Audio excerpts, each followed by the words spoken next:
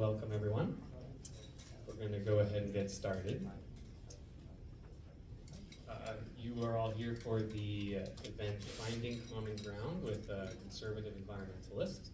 And we are all here, as a reminder, in the spirit of curiosity and collaboration.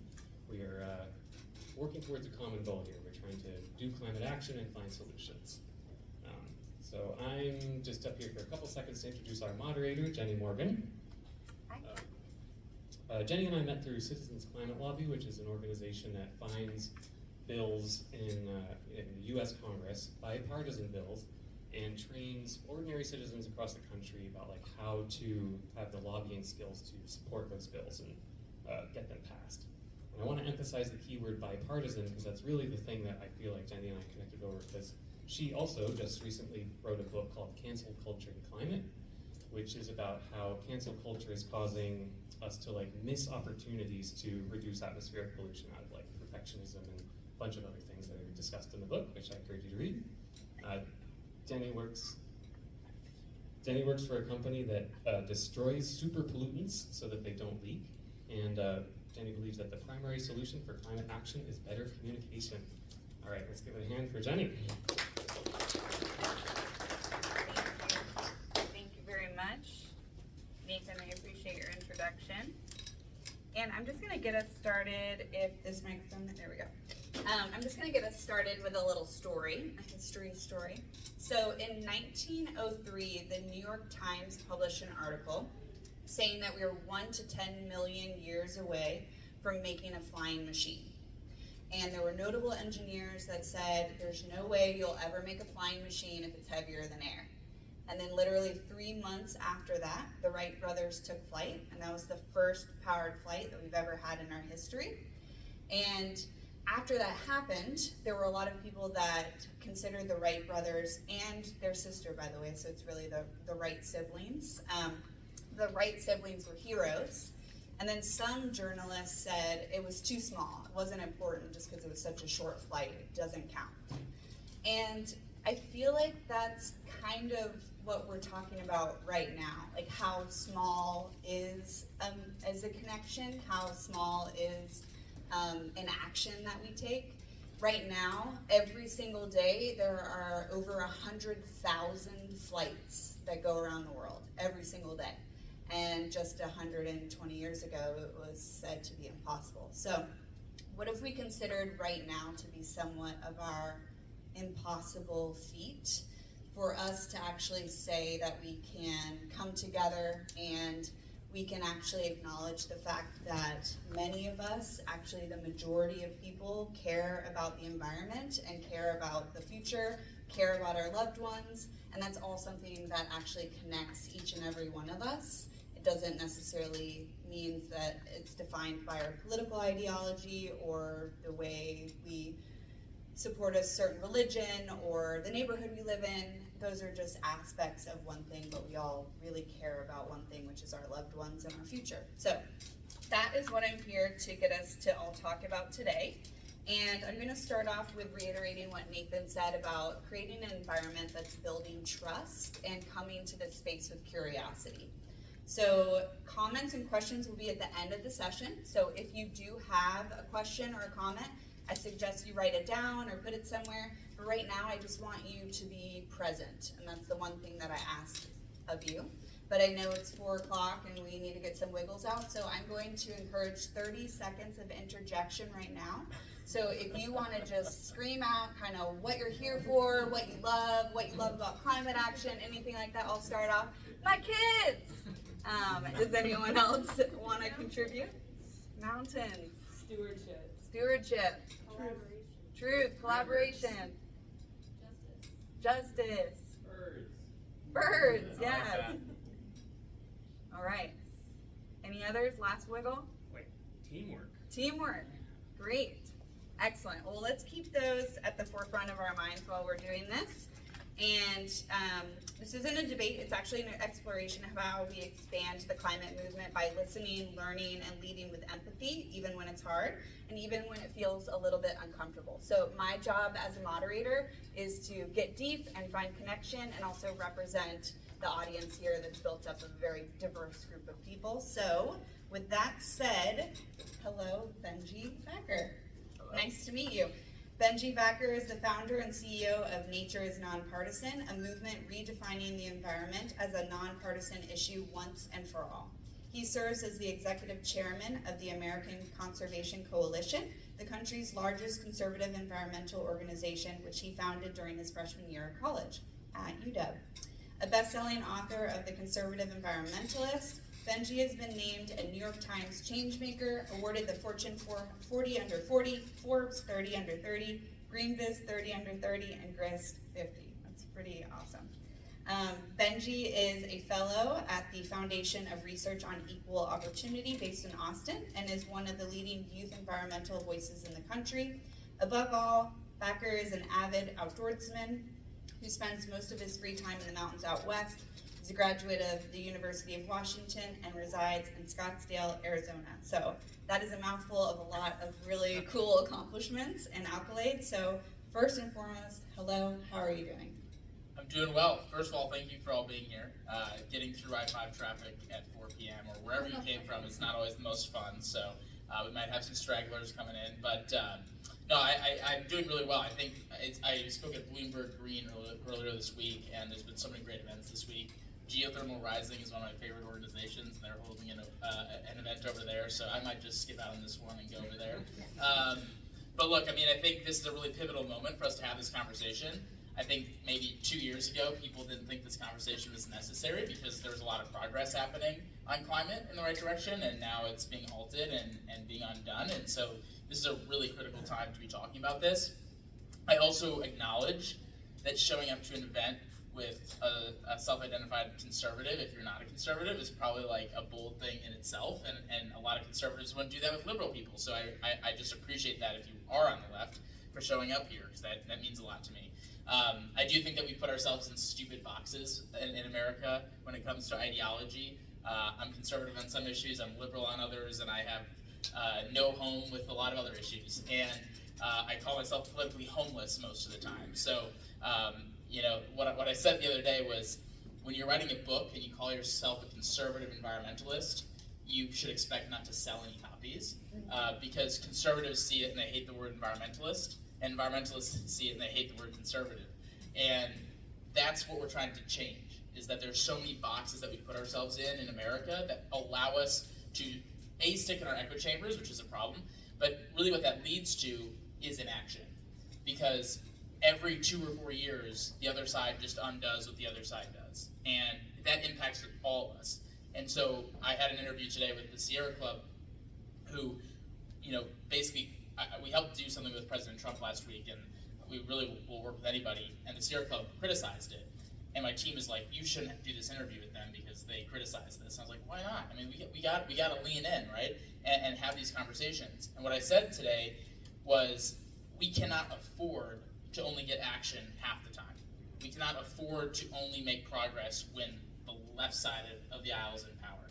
So you have two options. One, you can give up and sit on your hands every time Republican wins, or the second is to be here in this room and have this conversation and understand how we can make progress when maybe it's seemingly unlikely. And so I'll just close by, this opening remarks by just saying thank you for being here, because again, this isn't just a small room talking about like really minuscule topics. This is probably the biggest problem that we face in solving climate change, and I think with this room and so many like it around the country, we can actually get this issue to be bipartisan again.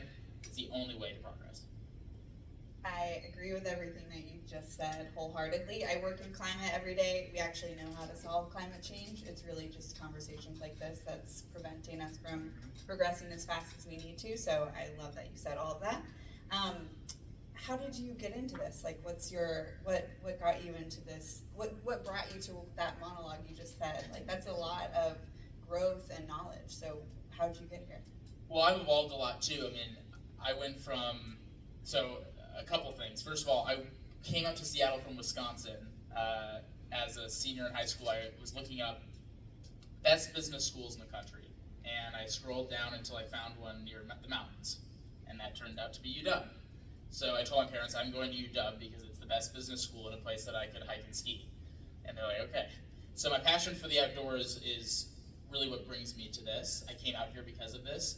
And it was October of my freshman year. It was a month before Hillary Clinton and Donald Trump faced off in the 2016 presidential election. And I was in class watching a debate, literally in class, in a sustainability class, and I didn't feel represented by Hillary Clinton on the environment, and I didn't feel represented by Donald Trump on the environment. And so I searched, is there a conservative organization, because I've been a conservative activist my whole life, which I can explain in a second too, and there was nothing. I mean, I couldn't find a single organization that was right of center, that was focused on climate change or the environment, and I was like, started to look deeper into it, and I learned that Richard Nixon, a Republican, created the EPA and signed the Clean Air Act and the Clean Water Act. He wasn't just famous for Watergate, he also helped set up some of the best environmental projects of all time. Teddy Roosevelt was a Republican. And the thing is, it's not like Republicans are like better than Democrats in this, it's like they worked with Democrats to get these things done. Dan Evans, the former governor of Washington, was prolifically known to be the environmental, governor of this state, and he worked with Democrats the entire time to get this done as a Republican. So I started to learn that it didn't always used to be this way. This like Hillary Clinton versus Donald Trump, climate change is an existential threat, we need to like do liberal policies to achieve it, or this issue doesn't exist at all. Like that divide didn't always exist. And so I became very frustrated in class. I bought a domain name for the American Conservation Coalition, which now is the largest right-of-center climate and environmental organization in the country, 85,000 members, young conservatives who care about climate change and want our leaders to do something about it.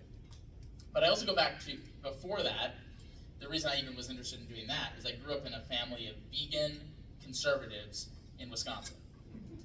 So it really showed me that the political boxes that we put ourselves in aren't necessarily true and always accurate. So I always found myself saying, I'm a conservative, but not on the environment. I'm a conservative, but not on climate change. And then I asked myself, why is it conservative or liberal to care about the environment? Why is it conservative or liberal to care about climate change? This is a human issue. This is an American issue. This is an issue between the whole world that has nothing to do with political ideology. And it was at that point, this was in high school before I moved out here, where I decided that the rest of my life politically was not going to be spent on conservative versus liberal. It was going to be spent on outcomes. How can we get the best end result no matter what the politics are? And so I worked very closely with the Biden administration. I'm now working very closely with the Trump administration. It is my plan to work really closely with the next Democratic administration because I don't care who's in office. I don't even have to agree with them. I didn't vote for those people, but that's at the end of the day, that's who's in office. And we have to create outcomes that work for the planet regardless of political ideology. And so I might lean right on some issues or lean left on others, but it really doesn't matter. And so growing up in a family where everything, I had conservative parents with, vegan diets, like that just showed me that this is possible, that these kind of unlikely allyships are possible. And I go around the country all the time and people tell me, oh, I'm a Prius-driving conservative, or I'm a liberal who loves to go hunting on the weekends. I mean, we've just put ourselves in these really stupid boxes. And so it's my goal, the political division is ruining America. It's making people crazier, it's making people more radical. People don't actually believe in facts anymore. They believe in emotion and push back against the other side and honestly violence, and it's really sad. I think the environment is the way to get out of it. I think climate is the way to get out of it because it is the one thing that we share the most. It is the one thing that we used to have a legacy on across party lines in America that has undoubtedly been true until recent history, and we can get to that again, and that is my sole goal. It's been something that I've seen throughout my childhood, and I've evolved to it from going from conservative politics to really just outcome-based environmentalism. And I use my political identity as a conservative just to show what's possible. Like, I'm not defined by my conservative ideology. Environmentalism, my love of climate, supersedes all of that. And so there's a reason why I haven't been supportive of President Trump publicly. There's a reason why this has been a really tough political moment for, I think, a lot of us. But I really just care about figuring out how we can get to solutions and make the most out of any situation. And I think we're going to get into a lot of that today. Yeah. Yeah, I think tribalism, that's what I've kind of coined that if you are asked a question, if it could potentially be assumed as an assault against your tribe, then you'll double down, when in actuality you might not even believe what you're saying. It's becoming this like somewhat radical allegiance to this definition that we've all subscribed to, that we all kind of don't even know how to define, really. Exactly. And we've just convinced ourselves that our side is right 100% of the time. And we're not open to the fact that maybe the other side could be right on something. And I mean, I hear this all the time. Everything's been weaponized, right? Like environmentalists. So in 1990, 80% of Americans self-identified as environmentalists. 80%. Today that number's 38%. And the reason is because the word environmentalist now equates to liberal in half the country's minds. And so we've weaponized every word, where capitalist now means like just ruin, low-income people and no one cares about you. And, like on the left, people think the word capitalist, if you believe in capitalism, you must hate X, Y, or Z. And those words aren't always that black and white. And policy isn't always that black and white. And I think what I was really inspired by recently is this public lands sell-off that Mike Lee proposed in the Senate. There was 3 million acres that he proposed to sell off.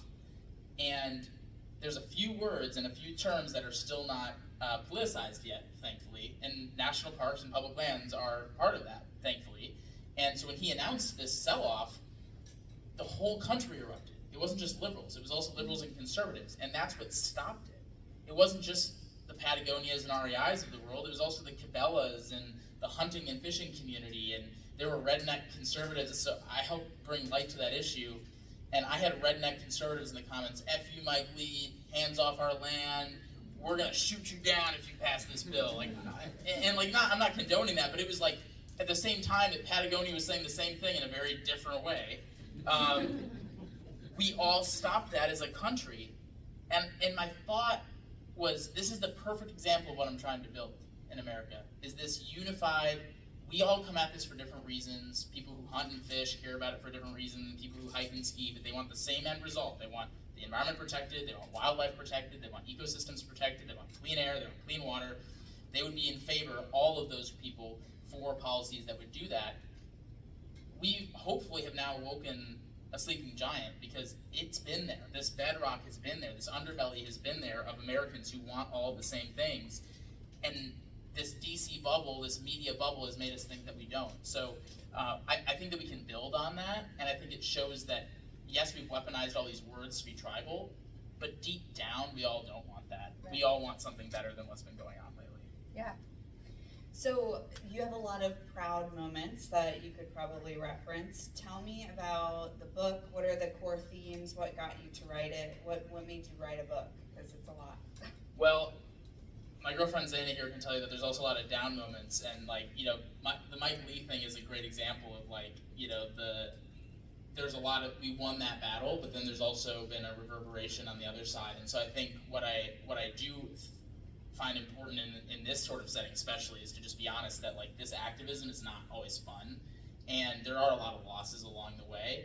And I think about the book, and you're going to mostly highlight the wins in there, but I also talk about a lot of losses in there too, and kind of how we made a lot of progress. And then in 2021 I helped start the Conservative Climate Caucus, which became the second largest caucus in Congress. There were almost 100 Republicans in the United States House of Representatives in a climate caucus 4 years ago. But that's pretty much gone now because of how politicized it's become again. And so this activism goes in waves, right? And I think that we have to understand that. And so a lot of the successes, how I see this conversation changing is like a stock. We're going to have some downturns, but we just overall need to be heading in the right direction and going up.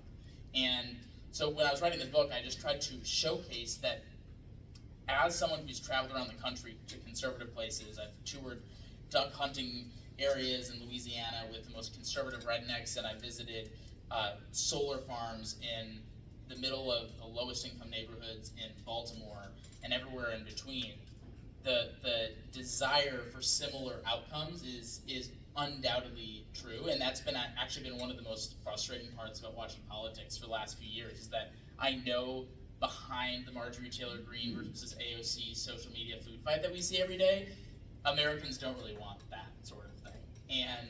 And so the biggest successes that made me write this book was trying to show that there is this common ground that can be found, but also that we are completely missing every opportunity on this because we can't see the forest through the trees. We can't see each other for who we are as humans anymore, and we just see each other based off of these ideologies. And if someone's even brave enough to open a book that's titled Conservative Environmentalist, maybe they can help inspire their friends and their family that there are other people like that out there too, and give people an alternative perspective that conservatives do care. Conservatives do want to conserve.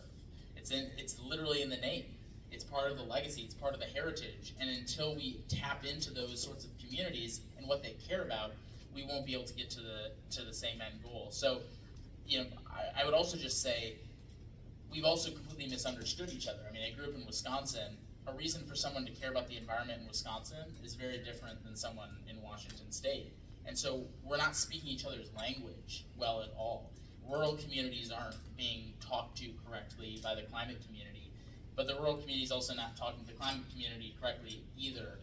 And we don't understand that, just like all of us have different traumas and experiences in our lives that make us who we are, that's also how people approach politics, right? Like, everybody's personal experience is informing why they believe what they believe. And so if you grew up hunting and you've never gone hiking in your life, a picture of the mountain glaciers melting might not resonate with you as much as these ducks don't exist anymore because their migration patterns are screwed up. But someone who hikes all the time might not care about a duck migration. They've only seen them at Green Lake. So that's the sort of thing that we have to be smarter about, and it really comes to this understanding of the why. People's why matters. And I'm actually a pretty hippie, liberal type background in why I care about the environment on average. I care about hiking and skiing, and traditionally that's more of a left of center activity compared to hunting and fishing. But I can understand now why people care so much about that, and now I know how to talk to those people. And if we could all do that, we'd be able to get a lot farther. I think it would be good for us to define some of the words that we're talking about. So in your words, how would you define conservative, and how would you define environmentalist, and then what happens when you put them together? Well, there's what I want it to be and what the public perceives it as, right? So environmentalist to me just means someone who cares about the environment and wants to protect it. It's really that simple. But when people hear it, they hear a militant, we're coming for your life, we're taking your gas stove, we're telling you what car you need to drive, we're basically just telling you how to live your life. When I say I'm an environmentalist, I'm just saying that I love to go outdoors and I'm going to fight like hell for it, right? So it's a very different perception versus reality. Same with conservative. I'm not MAGA, I'm not populist, I'm not nationalist. I believe in smart, sound fiscal responsibility. I believe that the government shouldn't always be the first resort to solve problems. It should be probably the last resort, and that doesn't mean the last resort doesn't happen. You still can get there sometimes, and I believe in limited government spending. I believe in lower taxes, and I believe that capitalism can be used for good. If you have a group of young people who believe in starting up technologies to help fight the climate crisis, and they can use their startup entrepreneurial brains to make money while saving the world, I think that's a really cool thing. So I think, but that's not necessarily what people read when they see conservative. They have a completely different viewpoint of what that means than what I just explained. And a lot of times when I explain that, people are like, well, that's what liberals believe. And I'm like, that's the whole damn point. We all believe a lot of the same things, and we are completely missing that. Most people do believe in fiscal responsibility. Most people don't want the government to waste a lot of money. Most people do believe that capitalism can be used for good, but it also can be used for bad, and that the government should probably step in when it's being used for bad. We all kind of agree on a lot of the same things, and yet when you hear liberal, you hear one thing, and you hear conservative, you think the other, and then beneath it all is this overlap that people don't realize exists. So that's a long way of saying I'm trying to socialize these words to prove to people that you can be conservative and just care about conserving the environment for future generations, a better America, using capitalism for good, using government in a smart, efficient way, you can be an environmentalist and not be militant and, you know, trying to take people's livelihoods away. And I think that that's the only way we get out of this mess, is to get out of that bubble. I think it's time to kind of get a little bit deeper into the policy, because I Sure. think that that would be really fun to dive deeper. I'd love to talk about funding activities that you think might be applicable, but what's your vision for the future of environmental policy? Well, I think largely it's regional and place-based in a lot of ways. And I would rather have the government empowering people than penalizing people. You know, growing up, my high school is across the street from a dairy farm. And the dairy farmers that I've met throughout my life are just trying to provide food for their families and try to feed the world as well. You know, they're just worried about making ends meet, and they're waking up every day to do that. And so if we want them to be better stewards, which they already are very good stewards of the environment, we should be equipping them with resources to do so rather than penalizing them when they're already barely making ends meet. And so that's how I approach policy. It's like a farmer in Wisconsin is not going to be able to tackle climate change in the same way as a coal worker in West Virginia versus a solar, you know, manufacturer in Ohio. And I think we kind of do this one-size-fits-all mentality that doesn't always work. So it's kind of that filter of application that I try to use when talking about policy, which is incentives first rather than mandates first, and place-based rather than like a national one-size-fits-all. Because, you know, Washington's very lucky to have hydropower and have that power 90+% of the energy grid. Not every state can do that. I live in Arizona now. We don't have a lot of water. We can't put up hydropower plants. We sure can do solar pretty well down there in a way that Seattle can't for half the year. And so when you do it in a place-based way rather than saying, okay, the whole country needs to be 100% solar, I'm not saying that that's been the call to action, but when you say stuff that's that blanket, it doesn't always work in some communities. But that makes it difficult, because that means you also need a lot more state and local action. But if the federal government's so broken right now, and we have inmates running the asylum with how divisive partisanship has made Congress, then it makes local and state government even more important. And so I really do prefer local and state government policies. I just saw Arizona today passed the biggest bipartisan water investment in like state history for the whole United States, and it was across party lines. The federal government's not getting something like that done right now. So I do think that it's this holistic approach where it's place-based, it's incentives-based, and in this case it was incentives-based in Arizona as well. So that's kind of how the filter in which I think about it. We can talk more about energy or forests or like specific issues, but from an approach perspective, that's how I look at it. I think if we're talking about carrot and stick and kind of what works, I like both. But I think often when it's solely just the carrot, it can sometimes be perceived as disingenuous, like there might not be a full commitment that produces the results we need now. So what could you say, and please use references of specific sectors of climate action, but what would you say that would make a climate effort credible? I also think trackable outcomes, right? Like, I think a lot of the problems with incentives and honestly penalty-based mechanisms is that we don't track how effective they're going to be. So, like the Endangered Species Act, which is, you know, a 40-year-old policy, has delisted 2% of species since its inception. I would say that's failed. If I got a 2% in class, I would not be a successful student, right? So tracking things and policy based off of adoption and outcomes. If farmers aren't taking an incentive to reduce, you know, air pollution or water pollution from the property, then that incentive's not working. And I think it's a step-by-step process, but you got to try different things, throw things at the wall, and then track how that's working. And I would say like the bipartisan infrastructure law, which was a lot of incentives to install clean energy around the country, has largely worked, and you can track that based off of the jobs created and the energy that's now being produced from the different infrastructural improvements that we made in the country in a bipartisan way in 2020. The IRA, I would say, why I was against them repealing a lot of the stuff was because I didn't think that there was enough time for it to prove itself out. I'm okay with repealing things if it's proven that it's not going to work, but I would say that it was way too soon to say that. So I do think we just need to track things, but that is the one, like companies, their duty is to track outcomes for their shareholders and their boards, and they kind of have to amend all the time. The government doesn't really have as much of an incentive to amend incentives, and or punishments, and a lot of times that can go taken care of when they're like ethanol in Iowa, for example. It's another like incentive that was put into place. Ethanol for vehicles has not worked, and it hasn't helped us reduce emissions, and it's basically overgrown and hyped up the corn industry in a way that isn't necessary. And instead of looking at that incentive and saying, oh, it's not working, we've just let it stay in place because there are people benefiting from it.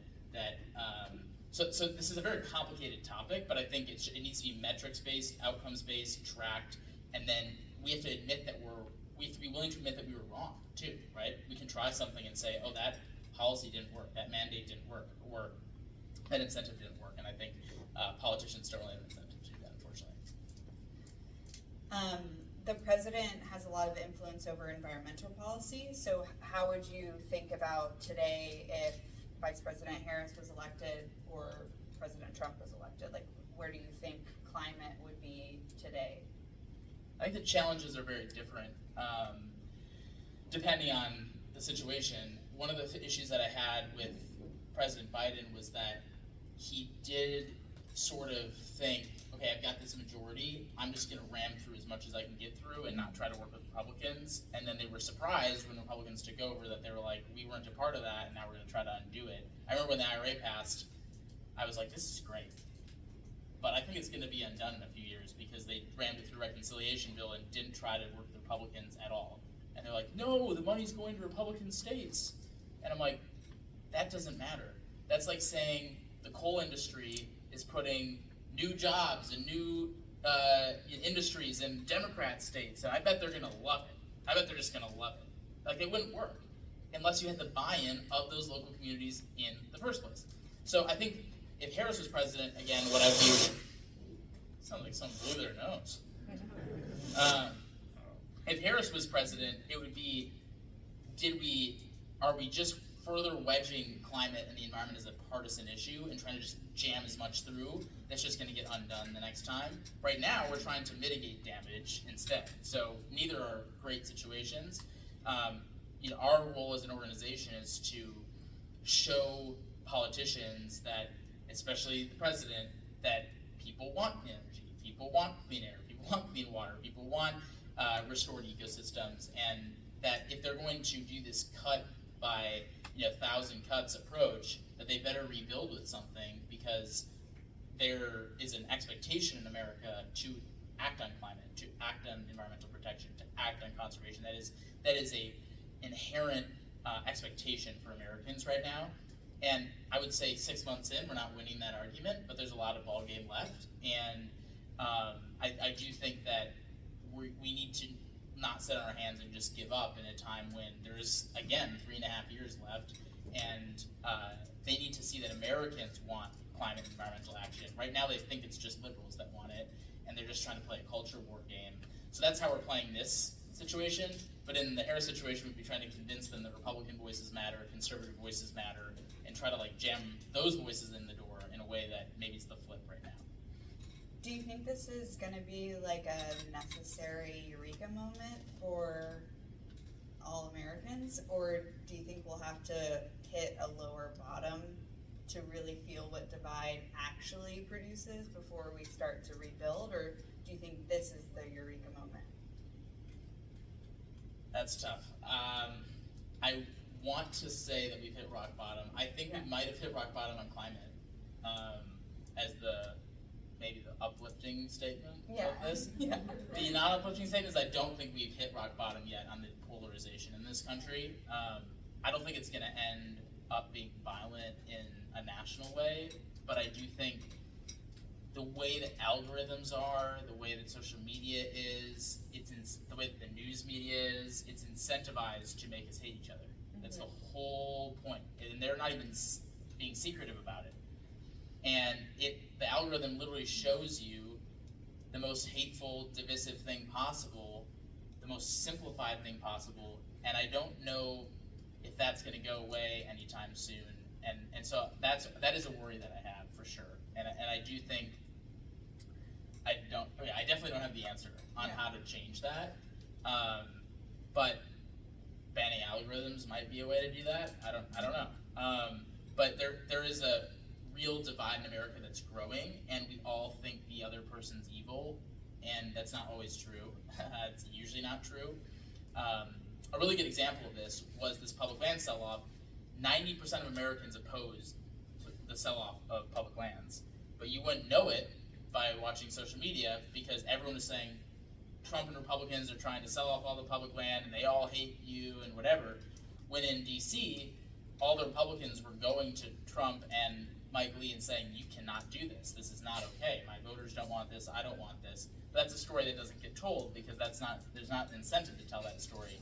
And so we don't realize that those unlikely allyships are there. So we've got to get out of our own echo chambers on this, but the echo chambers are shrinking.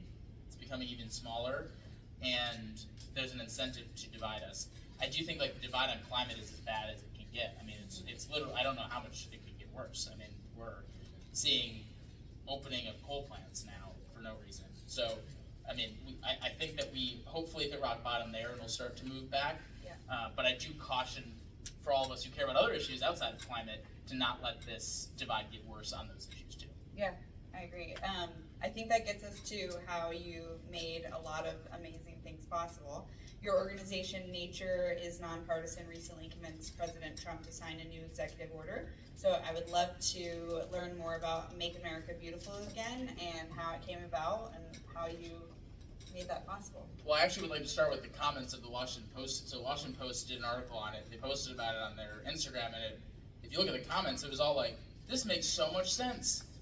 You're speaking their language. You're trying to meet them where they're at. And I was like, yes, that's exactly what we're trying to do. And I think our goal with doing that was, Donald Trump is the President of the United States. Nobody in this room, nobody outside, whether they like him or don't like him, can ever change that fact for the next 3.5 years probably. So, do we just try to oppose everything and be upset and not engage? Or do we try to make the most out of this situation? And so we knew that 90% of Americans want a lot of the same things on this. And so we took a draft executive order to him in February, and we went with 5 other organizations, completely spanning the political spectrum. And we represented almost 10 million Americans, but it was probably half conservatives, half liberals. It might have even been more liberals than it was conservatives. We're saying, on behalf of 10 million Americans, we want you to have a forward-looking conservation agenda. We'll even put it in your language, but we want you to have one. And the goal in getting him to do the executive order was not to greenwash, it was to have him give a direction to Congress and the cabinet that it was okay and actually an expectation to lead on conservation. Because then it makes all of the groups that are working on that job a lot easier, because they can go in and say, hey, he said this, let's back it up with X, Y, and Z.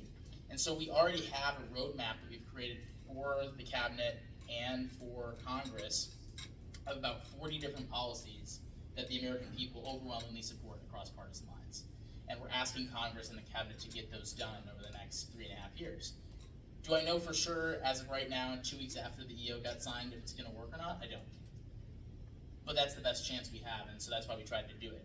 But the thing that was unique about it was we did not go in there and say, conservatives just want this, conservative that. We said Americans want this, Americans across the spectrum want this, and they listened. I thought that was a really unique, maybe against all odds, we were able to pull that off, but we pulled it off because of how nonpartisan this issue truly is, and how when you stand together across partisan lines and show, look, we're 10 million Americans divided by a lot of things, but we want the same thing, they listened. Even the Trump administration, which most people, when I told them that we were working on this, they're like, BS. Like, Benji, there's no way that you met with the president's team and the cabinet and all these people and they were open to this. And I'm like, I was kind of like waiting until they signed the CEO, but I was like, it's going to happen. And now people now know that even against all odds, you can pull something like that off if you work across these ideological boundaries that we've set up for ourselves.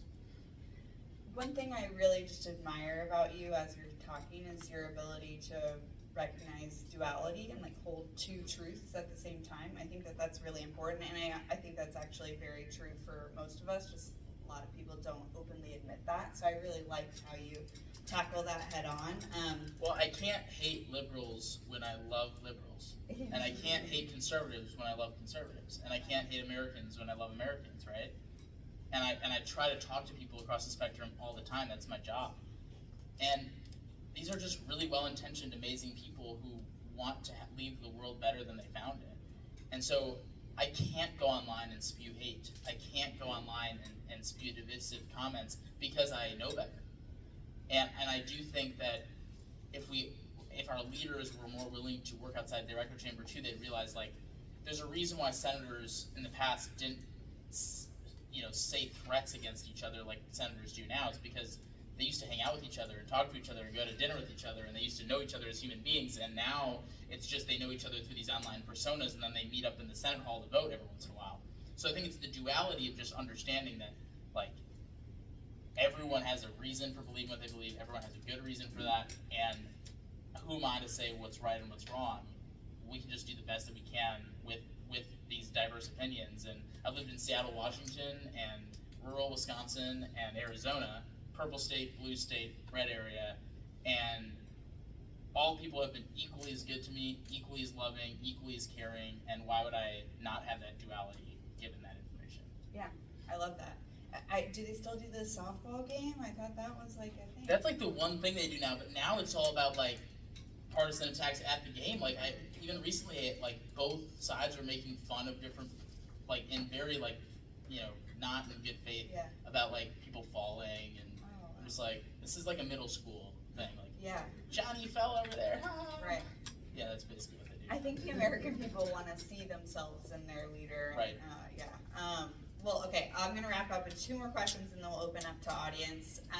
Now that the executive order is signed, I know it's still it's very new and there's still time and implementation, but what's your hope for the next 3.5 years with that executive order? Are you hoping to have revisions? Are you just wanting to tote that it was possible? Like, what's your focus now?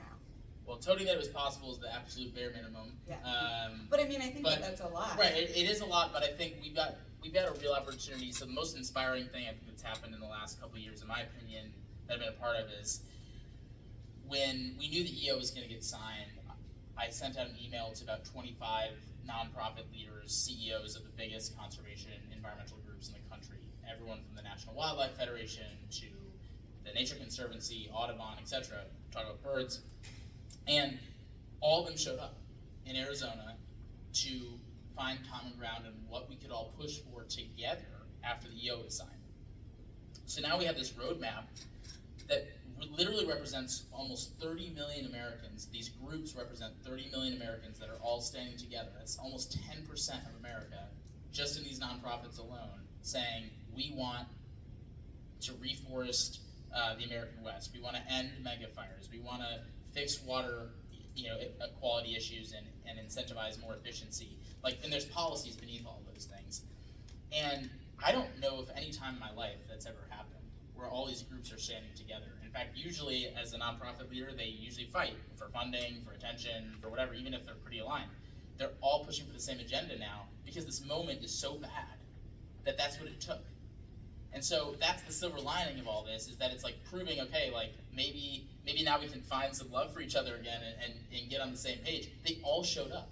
They all showed up the week that the BBB, whatever you want to call it, was going through Congress. They could have been doing so many other things trying to prevent things from happening, but they all showed up because they wanted to figure out how to pave a cross-partisan future. So we have a really great agenda that we're all going to be pushing for together for the next 3.5 years. So success looks like getting a lot of those wins across the finish line. I think the big 4 areas are ending mega fires in the West and restoring the forests, ending the water infrastructure crisis and water crisis in the West, disaster-proofing America's cities and regions from major disasters so we can get ahead of them rather than just play defense with these really tragic events that are happening.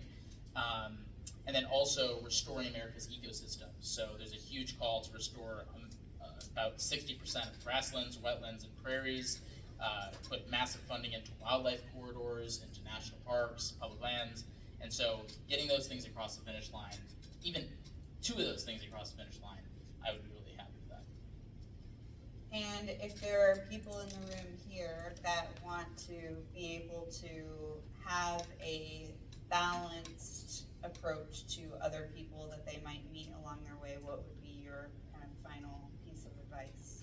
Well, I think what we're going to do at Nature's Nonpartisan soon, now that we got the EO done, is we're going to largely focus on the rest of America now and showcasing stories of unlikely allies teaming up to do good things. We're working on a series where governors like DeSantis and Newsom are going to talk about conservation with each other, and those are the sorts of things that but we're also going to bring people who are maybe less social culture worried to the table, and celebrities and also everyday people to just show this and just understand different perspectives. So that's going to be on our social media channels. We are constantly highlighting bipartisan bills and policies that are getting passed all the time, including the one today in Arizona on water. So I think following the Nature's Nonpartisan push would be helpful. We're creating a grassroots movement and would love to have everyone a part of it. Our goal is to have 1 million members, half conservative and half liberal leaning. And I think that would really make a huge difference. And then we also are going to have a lot of advocacy opportunities for those policy areas that we have such agreement on across partisan lines. It's much less likely that those get done if America is silent on it. The public land, most people think politics is so lobby focused and inside baseball, and you have to be really well connected to get things done. The public lands pushback show that that's not true. You had millions of Americans pushing back. That is the sole reason that it got stopped. So if we can stand together for something, which we're going to help people do through our advocacy portal on behalf of all these other organizations too, I think we can get a lot of these good things across the finish line rather than just stopping them. So we'll just urge people to join Nature's Nonpartisan's movement, and we're also going to help connect people with other organizations too that are coalition partners of ours if you want to. Great. Well, we do have a few minutes to answer questions, and Nathan is going to be coming around with a microphone.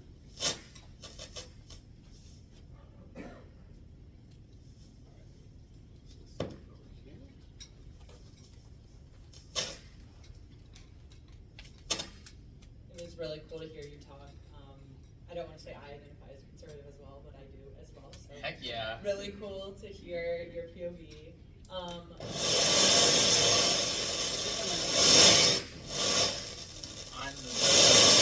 How about we do no? the nose blower. I'm fine. Alright, how about Jenny, how about you two switch microphones? Okay. Yeah. Do the other one. How do you balance, so as a free market capitalist, I think the free market innovation is next to none in the US, the Silicon Valley and Boston and MedTech and all of that, all the areas to innovate out of the climate crisis. How do you balance the free market capitalism and innovation and funding with government invisible hand, government helping? Because I feel like whenever government touches stuff, it's gonna get more expensive, more confusing, more money, versus Silicon Valley can come up with an innovation, like you said, young entrepreneurs can get funding and then tackle all these issues, or young and old, just curious. Yeah, and I would say I think the left side of the aisle has overcorrected to believe government is the sole solution, but I also think the right has overcorrected a lot of the times to say the government shouldn't be involved. I think it's got to be a balance, and the oil and gas industry in the United States has been so successful partially because the government propped it up and got it off the ground. Every industry needs a kickstart. That's how it works. Everything's expensive from the get-go. I mean, Uber's still at losing money every year, and they've been around for so long, and I don't know how they keep losing money when it takes me $120 to get from the airport to downtown Seattle. But the government does have a role to play. But I do think that when it gets involved, it does sometimes stagnate innovation because the incentives can wear out in terms of their efficacy. And I mean, the ethanol example again, it's failed, and instead of saying, okay, this incentive is going to ramp down unless you guys figure it out, it's just perpetually there forever, and it just basically allows the status quo to exist. So I do think that government policy needs to be smarter, be more outcomes driven like we were talking about, and when the outcomes aren't happening, then you pull the plug, rather than saying the government shouldn't be involved at all. And I think like free market folks do miss the reality that we live in a massive country that is like the size of almost every other country, it seems like, combined sometimes. And so we have so many different cultures and different industries and everything, and so the federal government has to play a role sometimes, because what happens in California does impact New York and vice versa. So the federal government has to be involved in that, but it's not in this, like, I do think like the heavy-handed approach first is a really bad idea of like mandates and regulations all the time, but I do think that we have to be tracking outcomes if the government's involved.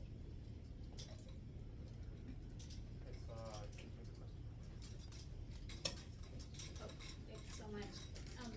This coming tsunami of energy sucking from the AI industry is Yeah. kind of scary. In the discussions you with all the groups had recently, did that come up? Yeah, everyone's worried about this kind of anti-solar wind. I'm very worried about it because 80% of the energy load that's been built in the last few years has come from clean energy. So I have if you read my book, you'll probably hate how much I criticize wind and solar, but I also love wind and solar. Like, I just think that it was billed as the 100% end-all be-all when it wasn't. But it is 100% needing to be part of the solution, and cutting it out, cutting the rug from underneath it is a really stupid idea too. So it is a big issue. It takes 5 years to build a natural gas turbine in this country, 10 years to build a nuclear plant. It takes a lot less time to put solar fields and wind turbines up. So I think if the Trump administration does not reverse their course a little bit on this, they will be reaping the ramifications of being responsible for us having an energy shortage that they sort of deserve right now. And that's why, like, this, if that's shocking to hear after someone like just worked with the Trump administration on EO, it shouldn't be, because again, it's all outcome specific. I love that they did the EO. I hate that they're doing this energy. It doesn't really matter to me. And that also puts me in a precarious position with the White House, because they know that I'm not just gonna like beat their drum. But it's the reality that they are not doing well on energy right now.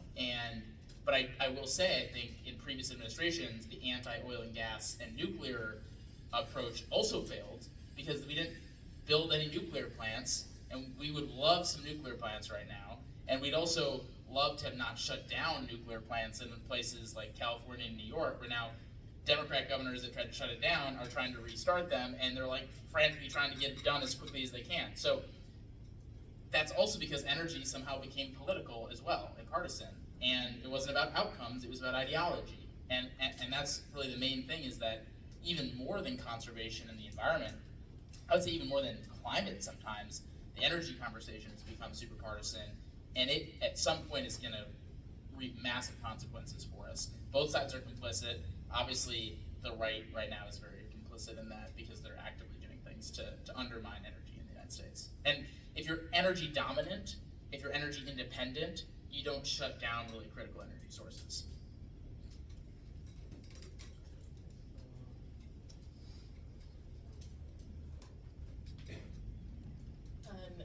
To follow on that question, I tend to work a lot with renewable energy developers who are trying to set their projects in the state. And a lot of times we'll go meet with a Republican council member or county commissioner. They're really positive in the meeting, really want the project because of economic development, jobs. They do see a need. We're going to face a shortfall in 5 years. We're going to have rolling brownouts and blackouts. Like, we need to get this infrastructure built.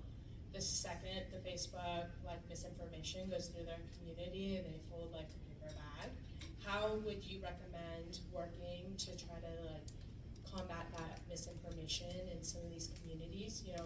These folks do want energy, they want to be able to have the economic development, they're just either scared of the technology sometimes, or just see it as, again, like a Biden, the liberals in Seattle are just pushing this on us. Yeah. Well, I think there's some reason for them to believe that, and there's a reason why people can stoke that fear in the first place. Like, there's a guy named Alex Epstein who perpetuates a lot of this stuff, and he's really good at misinforming the public on it, but he stokes some reality and blows it up and tries to make people fearful. And I think that's honestly most of the division that comes from, there's like a reason, right? Like, the policies are coming largely from Seattle, and for a while it was billed as the end-all be-all, and it was like, you need to shut down this to do that. And now you're coming in and saying, oh, we need both. And I think people just have a trust deficit. So I just think being aware of that going in is important. I also think going in and saying, we're not trying to say we're not trying to say shut down your natural gas plant or shut down your coal plant or whatever. We're trying to say we need this extra energy source and it will benefit you, and it'll also help you become more or less reliant on the grid, less reliant on the government. Like, that's a message that resonates more with conservatives than it does to liberals. I think it's a different message than, just jobs. It's also like, we need it for energy dominance. We need it for you to be locally empowered. Having close to the source energy is good for your community. And we're not trying to tell you what to do with these other energy sources. We're just trying to bring in an extra hand, and we want you to be part of the solution. But it kind of goes back to the algorithms and the misinformation. There is an incentive to do that, blow things out of proportion. And I think for all of us that are working on this, we have to try to get ahead of that by building those relationships ahead of time, better for the future. I do think that the energy conversation, because the IRA is over and that is a done conversation, we have a chance to kind of rebuild some of that trust right now so that the next fight that happens, we can get those communities to stand up. We laid a little bit of that groundwork before the IRA, but we didn't do a full job of that, and it allowed the misinformation to go in there. But I think we can do a better job going forward. So that's all I'm saying. I don't have all the answers of how to build that trust right away, but we have to do a better job of showing people why these energy sources benefit their community, not just jobs and economic opportunity, but also national security, local community involvement, local reliance on energy rather than relying on the grid some 1,000 miles away. There's so many different arguments that resonate with conservatives. Farmers love solar panels on their property because they have they don't have as many rolling blackouts and brownouts. And growing up in Wisconsin, if the power line broke, you were kind of screwed. And so people know that having it on top of their house is a great backup. So use that argument for somebody and use a different argument for somebody else. The misinformation piece is just a piece that, as a country, it's affecting every issue. We got to figure that part out. I don't know how. But last thing on misinformation is validators matter. So if you are a liberal from Seattle, going to tell somebody in a conservative community might be a little bit of a trust deficit, whereas they might, I'm pretty urban as well, so it's not always even effective for me to go in there. But the reason why Republicans got all mad about the public land sell-off was because Joe Rogan and all these famous hunting people spoke up about it. It wasn't because Patagonia spoke up about it. And so it's these authentic, if we're going to combat misinformation, we need authentic validators in their community to go to bat for this issue. And that's been missing. We need a Joe Rogan to start talking about this. We need to have famous hunters and fishermen and people that they look up to. There's farming influencers, believe it or not. And we need them to start talking about it. Those are the sorts of people we need on our side. Yeah, thanks. Pope Francis, he wrote two of the most impactful and landmark pieces of environmental policy and call to action in probably the last half of a century. And where he calls for environmental stewardship and climate action. At the core of those policies, he also calls for social justice to help those that are more heavily impacted by climate disasters, by climate change, indigenous populations, what it's also known as environmental justice, which has also become a politicized word. Now my question is, do you see a space for environmental justice in the conservative environmental movement? Yeah, I think we need to have that in the environmental movement in general, but let me caveat that by saying this also goes to the actual deliberate meaning of the word versus the perception.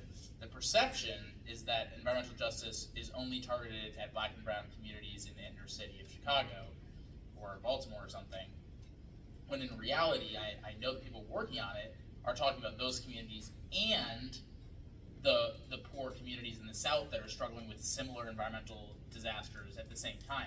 It is a perception issue largely. And so I'm a huge fan of working on environmental justice as it's intended to be, which is standing up for literally just communities that are disproportionately affected by environmental challenges. Doesn't matter race or background. They might disproportionately affect one population more than the other. But I know, like, the farming community and the ranching community is really struggling from these weather changes, and they don't know what to do. And so when they hear environmental justice, they think they're completely left out of that conversation just because of the way that the word's been, those two words have been associated. So I think the solution is to convey that principle to the country in all of the priorities that we have. I don't know if environmental justice is too far gone of a term. Like, it does turn off like most people because they think that it doesn't include a decent chunk of communities that are disproportionately affected too. I've been driving around rural West Virginia and Mississippi and Louisiana and some of these really struggling white communities predominantly. They really feel attacked by environmental justice because, like, we're struggling too. We are addicted to drugs, and we have all these issues because of our industries being shut down, and we also have like worsening hurricanes and disasters down here, and no one's talking to us, no one cares about us. And so if we're going to create an environmental justice movement, we literally need to create one for every single person that is disproportionately affected instead of it. And I'm not saying it hasn't been done that way, but that's how it's come across. And so I think that there is maybe, there was a discussion at the retreat in Arizona we just held of what different words could we use to convey the same outcome, because we all want that. Like, no one wants a certain community to be disproportionately affected, except for maybe some people at the top of the food chain. So we all want each other to be more supported and communities to be helped. And so we need, that's a long way of saying also that I completely agree with you. We need that to be part of the movement. I'm not sure the wording of it, but the actual principle of it has to stay involved because it's only getting worse. And what we just saw in Texas, what we're seeing all over the country, is that people are very disproportionately affected by this, and they need to be stood up for. All right, we have time for one more question. Thank you. I was curious about your perspective on like the ecosystem of the policies that you're talking about, and just in terms of like all of the climate solutions that are out there, how policies actually implement some of these climate actions that you're talking about outside of just like access to public land and conservation. I think that probably reflects a lot of the like folks that you're looking to reach when it comes to like conservatives' personal like connection to climate change and environmentalism. But I'm just curious because when you mentioned that the White House just passed one of like the first sections includes like money to improve infrastructure, but the IRA had a lot of federal funding to improve like low carbon concrete for government infrastructure projects. And when you kind of like circle that, it can have a lot of climate and social justice impacts down the line that are being kind of completely left out of the conversation. So I'm just wondering, like, past the surface level stuff that you brought up and like connecting with folks different than you and having those conversations, like, what does this actually look like change? Like, how do you see this actually creating real climate action and solutions past just like getting more people comfortable talking about it and maybe not having that like internal bias of what environmentalism is from like the liberal side or across the aisle? Yeah, it's a really good question, and I get asked that a lot. Like, how does this EO work when there's other things being undone? And the reality is, like, I or the environmental movement cannot control everything that goes on. My goal is to make the most progress possible and mitigate some of those damages. What I know is that there has been a lot of undoing of Biden-era policies, and our goal is to rebuild whatever they're cutting with maybe the similar things or maybe things that are even better. And what we're talking about in the EO is less infrastructure focused, so I don't have as good of an answer on how this works on the infrastructure side. But what I do know is that if we could put a heavy investment into restoring America's forests and helping fight forest fires, that would reduce emissions by 10% in the United States. 10% of emissions come from forest fires every summer. So if we can get rid of that, that would really help. If we can restore grasslands and wetlands and help with sustainable agriculture and incentivize farmers to reduce emissions on their property, which is what a lot of these policies would do, that could reduce up to 30% of emissions in the United States if it was done at the scale that's needed. So I think a lot of these things that we're trying to include, we couldn't include everything in this first step. A lot of these things would have a massive impact on the climate. But for some people, they're a part of that because they care about restoring duck hunting habitat, and for some people it's about carbon emissions. And I don't really care what the why is if we're getting to the same end goal, and that's why this conversation does matter. It's not superficial. It's fun. It's figuring out how you can build a coalition to get a win. We need to get wins, and we won't get wins if we don't understand that people are going to come at this from different perspectives that have the same end goal. So with the EO, we had climate groups who endorsed that because of the climate impact. But there were also duck hunting groups that endorsed it. They don't really care about the climate impact, and I don't really care. It's just the same result. So for me, climate change is a driver, and so I appreciate your question, and I also appreciate that there's been a lot of things that have been undone that shouldn't have been undone. But I can either look back at that and say we're screwed, or I can look back at that and say how do we rebuild as much as we can given the situation that we're in. And I would rather choose the rebuilding option and building as much as we can. The analogy I always use is if this White House or any White House is going to take 10 steps backwards, I'd rather take 3 steps forwards too, instead of just 10 steps backwards. And so I'm just trying to make as much progress as possible. And if we can restore American forests and protect wildlife and reduce emissions at the same time, that's at least a win. And I'm just one human being, and we are just one organization. And if we can get some of those things across the board, maybe we can start focusing on more of the infrastructure stuff. But I hear your concern. I get it. I've been frustrated too. I've lost a lot of sleep over it. But we can only do what we can on this. And I think that the other thing is, this issue will not be solved overnight. It wasn't going to be solved overnight if Trump wasn't elected. And so, can we lay the groundwork for more and more comprehensive bipartisan policy for the future? That's what we're trying to get on board with. Because if we can build a bipartisan coalition around this EO today, what can we build in 5 years and 10 years to be able to do dramatically more than we're doing right now? I'm trying to build a winning coalition so that we can get as much done possible, and it's going to snowball if we do it right. But if we just stay in our silos and start throwing things at each other, there's no winning coalition, there's no snowballing, we'll never get to the solutions. It's the slowest way to get to solutions. And so there's been a lot of times where I've woken up and said, is this even worth it? Is what I'm doing worth it amidst all the turmoil that's been happening? And I try to convince myself that it is, because what other choice do I have? And that's really where I think Americans' hearts and minds should be, is what other choice do we have than leaning in, trying to build a winning coalition, get as much done as possible, and then use that to build the momentum for more concrete historic investment that we desperately need. All right, I think Jenny had some closing comments. Yeah, I just want to say that I really see myself in your question, but I also just want to plus one to what Benji just talked about is it's really difficult to go into a conversation when someone is we have to meet people kind of where they are, and to go straight into a conversation about carbon accounting or greenhouse gas emissions, it continues to perpetuate that divide. And so I think for me, after this conversation and also just being able to watch your interviews and get to know you virtually and now personally, I am really happy that you are getting invited into conversations that people feel like you recognize them and they see themselves in you, and you can kind of get on their level of what they care about and what they're thinking about every day.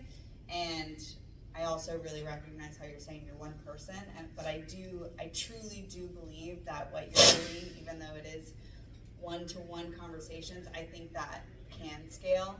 And 5 years from now, someone talking about one thing could start talking about global warming at some point, but let's start kind of where we're comfortable. So I definitely respect that.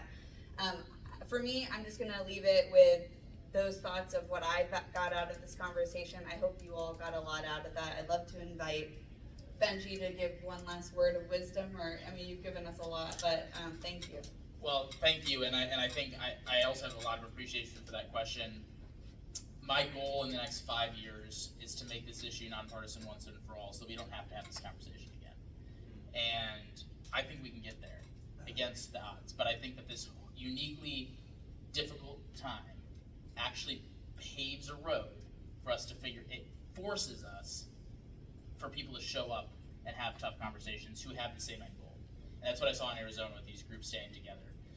They told me it was the first time they'd ever seen some of their CEO counterparts of these massive organizations in years because they don't ever talk to each other.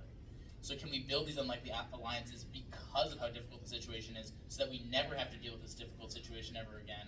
So I would urge you guys, can we use this moment to do that together and not allow this moment to overshadow the good work that can still be done? Maybe some of it's behind the scenes, maybe it's not as much as we need it to be, but can we start to use that snowball effect? And so, again, I just appreciate people showing up. I appreciate the questions. I hope that if you're on the left, you understand that there's maybe a bigger world out there to work with conservatives who care about the environment. And if you're on the right, that there's a world for you to engage on the right as well. But we're truly building something nonpartisan. Right now we've got already 30,000 people signed up since March. And it's literally 50-50, conservatives and liberals. And so can we build on that, starting in rooms like this? Thank you so much for being here, and excited to stay in touch. Thank you.